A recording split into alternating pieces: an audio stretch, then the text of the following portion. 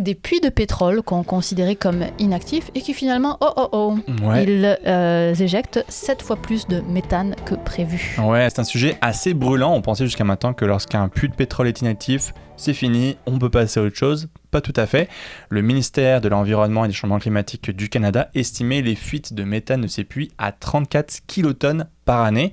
On rappelle quand même que le méthane est un gaz à effet de serre très puissant qui contribue aujourd'hui au réchauffement climatique mondial. Sauf que une équipe de recherche a Les décidé d'aller scientifiques sont allés vérifier sur le terrain en allant visiter plus de 500 puits à travers tout le pays. Résultat, les émissions réelles de méthane seraient de 230 kilotonnes par an, soit près de 7 fois plus que l'estimation du gouvernement canadien. Oupsi-doupsi. Ouais, alors pourquoi une telle différence ? Parce que les estimations officielles reposaient sur des bases de données de l'industrie, alors que l'équipe de recherche a effectué des mesures directement sur le terrain, donc beaucoup plus précises, plus viables, plus nombreuses, parce qu'ils ont ratissé littéralement tout le pays. Donc voilà, une précision des résultats. Alors d'où vient ce rejet de méthane ? Principalement d'une perte d'intégrité structurelle du puits.